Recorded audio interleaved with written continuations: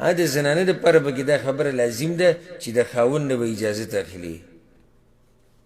زنانه به د خاوند نه اجازت اخلي حدیث کې راځي کنه چې عایشه رضی الله عنها حفصه رضی الله عنها هغوی رالو پیغمبر صلی الله علیه وسلم نه اجازت وغوښتو یا رسول الله مونږ اعتکاف ته کېنو وایي کښېنئ اعتکاف ته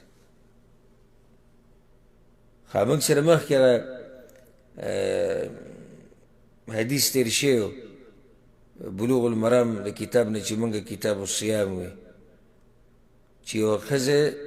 روژه نیشي نو نفلي مګر د خاوند په اجازت سره نو چې روژه کې اجازت ته ضرورت دی روژه کې اجازت ته ضرورت دی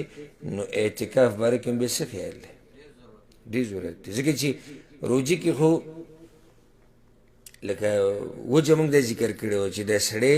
حق لري په دې ښځې چې هر وخت یې خوند واخلي او که دې ښځې نفلي روژه نیولي د خاوند نه تپوس نه د خاوند ورته زړه وشي یا ضرورت یې را پېښ شي او د هغې روژه ده نو اوس په دې صبر کوي ناست نو دا خو لږ وخت او اعتکاف څه دی اعتکاف خو ډېر د اوس لس ورځې اعتکاف ته ناست یا 15 ورځې کېناست یا کم او ډېر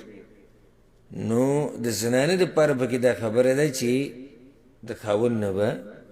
اجازت اخلي یو رکن دا دی یو رکن دا شو اعتکاف کوونکی